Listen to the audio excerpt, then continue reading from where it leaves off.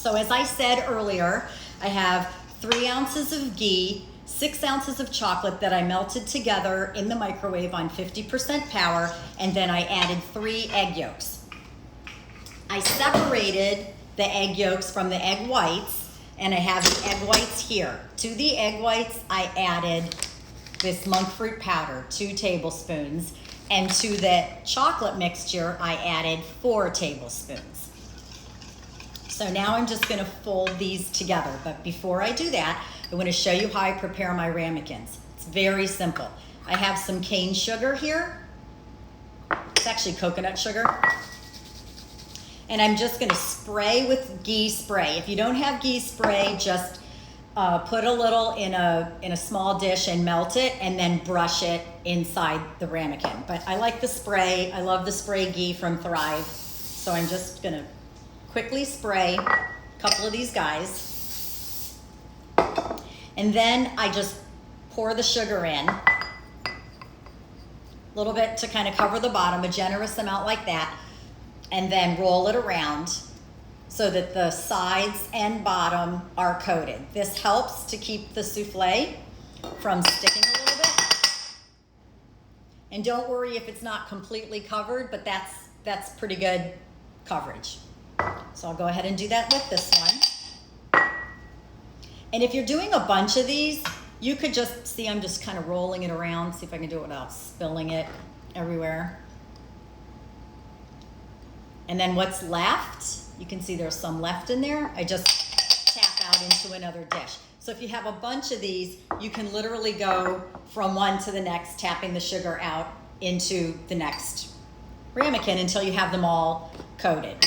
I'll get some cleanup here on aisle 2. And then I will show you how I fill these. Very simple. Again, you know me and my portion scoops. I love my portion scoops. And I'm using the biggest one I have, which is the green handle, and it's about 2.5 ounces. Before we do that, let's finish folding all this together. You can see how the whites are now. They're nice and glossy, stiff, but not dry. You don't want to take them too far because dry yolks will just break down. Just giving them another quick stir, making sure when you use a mixer like this and not that much volume, like 3 egg whites isn't a lot, it might not come in contact all the way with the bottom, so just make sure you're kind of stirring that in. And you can see those are perfect.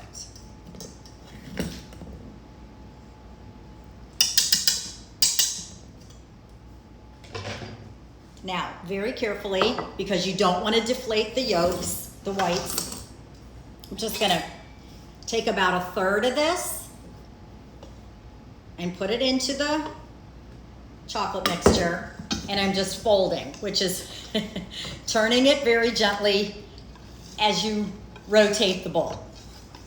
And you're not looking for it to be completely combined, not this first time.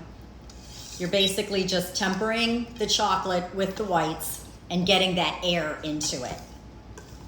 And now I'm going to take the whisk away and do the rest with my spatula. And these are all just great little tricks that I always did when I was baking professionally.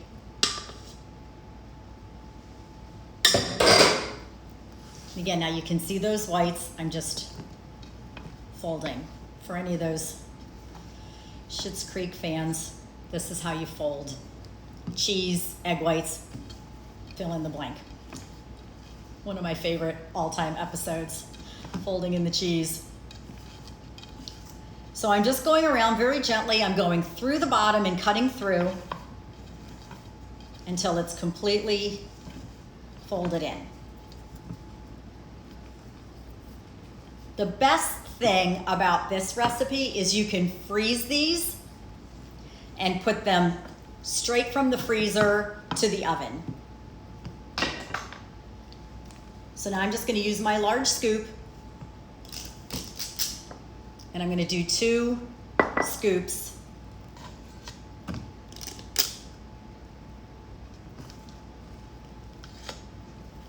into each ramekin.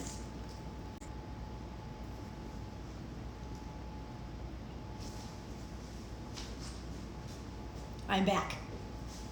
I want to say hi to Devin Zumo. I'm gonna put these in the oven. I'll show you what they look like right out of the fridge. Okay, very simple. I'm just gonna put these in the oven at 400 degrees for 12 to 15 minutes. While these are baking, I'm gonna show you how to make some chocolate truffles.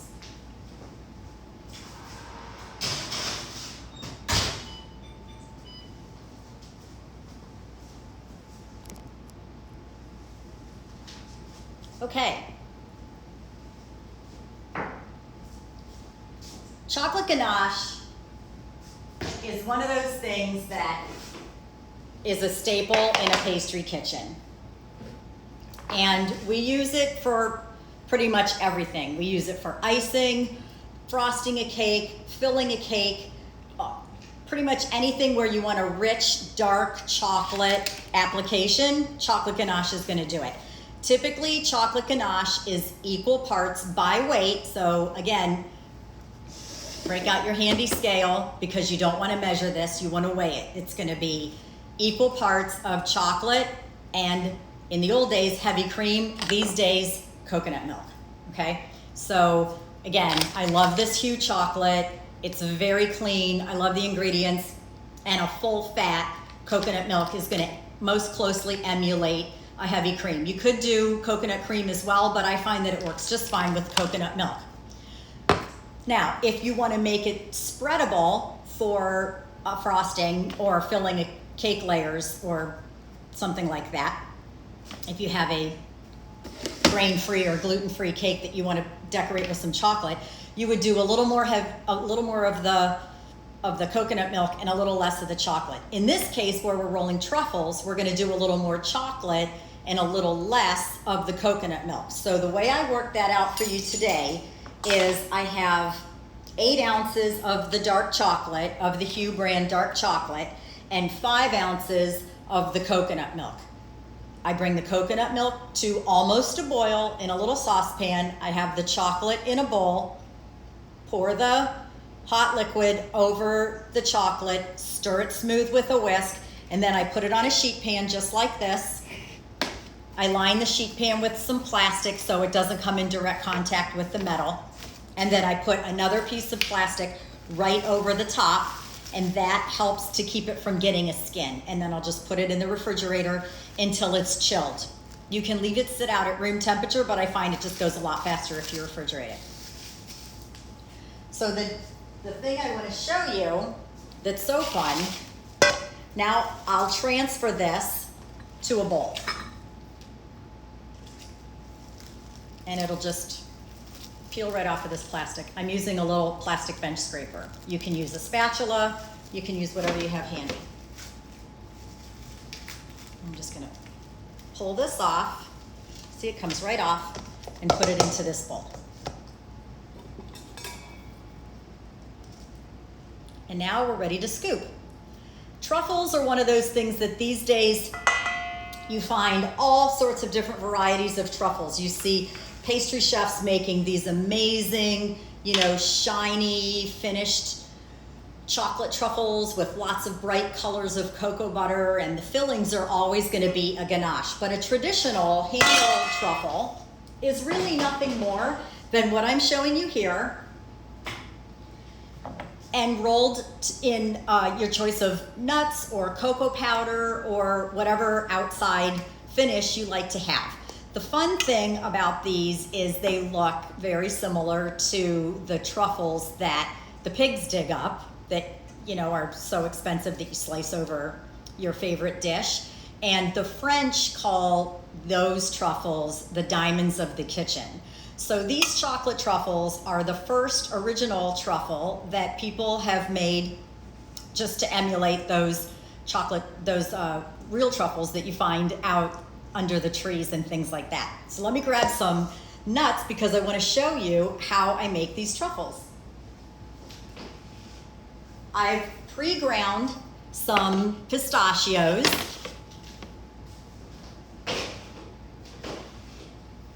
and some toasted hazelnuts, and some almonds. I put this into a bowl rather than leaving it on the sheet pan with the plastic because when I scoop through it with my portion scoop, I don't want to tear the plastic. So scooping it up against a bowl, whether it's a glass bowl or a metal bowl like this, is a little better idea. And then we're just going to simply drop these right into each of these different nut choices. I like this size. I think it's just right. I scoop it and then just sort of level it off against the edge of the bowl and drop it into the nuts. I'm going to do a couple of those in each one. And you know, you can flavor this chocolate with anything that you like with your chocolate. So we're starting with a really clean chocolate. And then you can add orange zest or vanilla, or if you wanted to do a Mexican truffle, you could add some cayenne and cinnamon. You could make them a little healthier by putting in some turmeric or some matcha, maybe some reishi or chaga.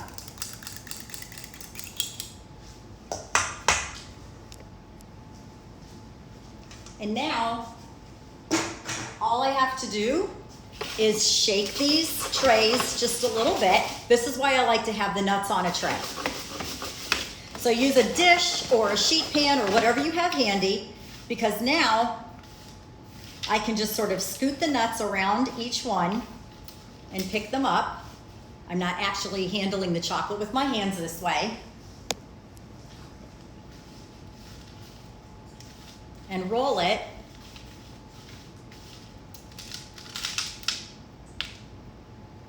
And there's a beautiful handmade truffle.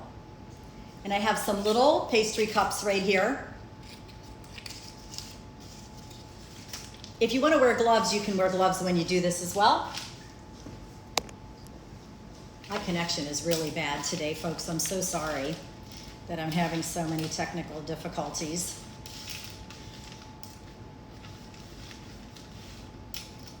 So here's the almond truffles, and I just like these sliced almonds. You can crush them up a little bit with your hands.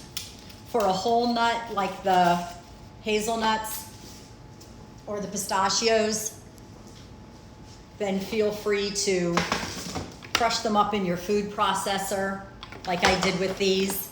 These are the hazelnuts. Again, just shaking the pan, getting them to roll around, and you can do as many at a time as you would like to put in the pan without crowding the pan.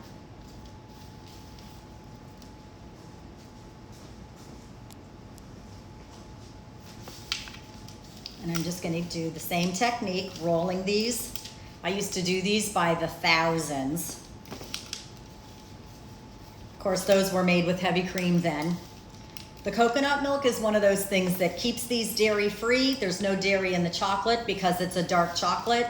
I love anything 70% content or higher.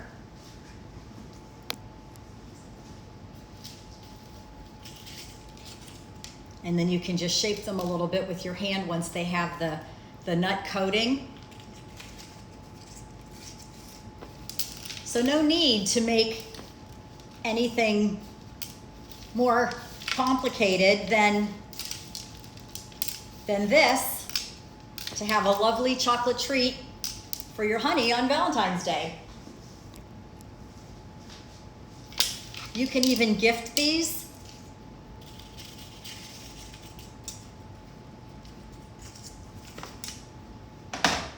We'll do the pistachios last.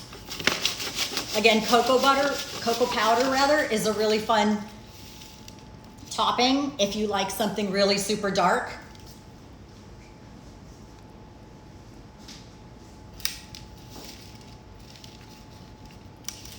Just, again, shaking the pan so that the chocolate gets coated nicely with the nuts.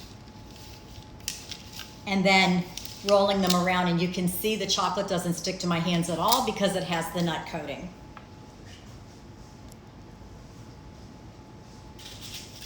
And now I'll just put these into the little chocolate cups as well. I mean, these look great on a little plate. I have this fun little plate with some little cutout valentines. That makes a great fun thing to serve.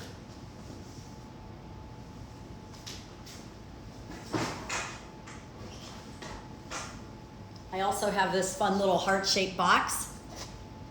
You can fill a fun little jewelry box or gift box with some truffles that you made from scratch to give to someone as a gift.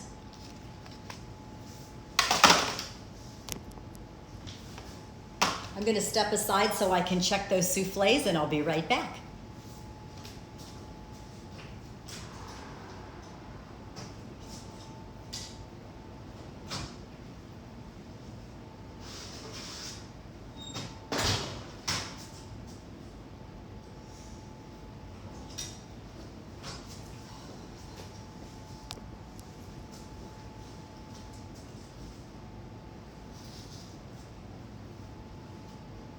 This looks perfect. It puffed up nicely, and I have even something more special.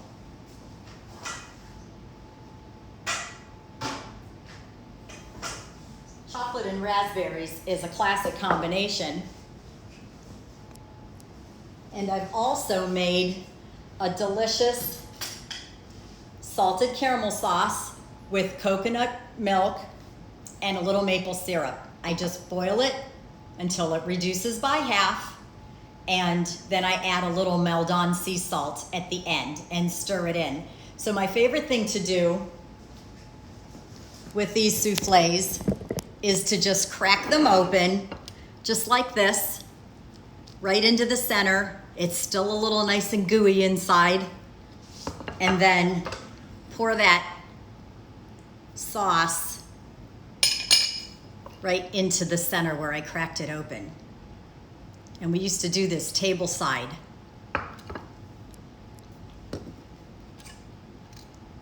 Doesn't that look delicious? And when you scoop through this souffle, you get that beautiful caramel. I've got some beautiful raspberries. If you want to make a great presentation, you can serve it with some raspberries.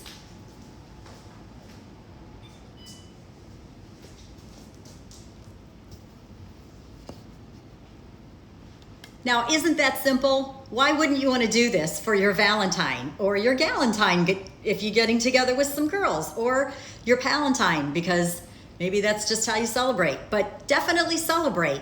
This is a fun food freedom thing for any of my Whole30 friends, and it's delicious and nutritious because we've added some healthy things to make it a really fun Valentine celebration. So whether you're staying home, staying in place, just celebrating with one or two friends, this is delicious, and it's hot.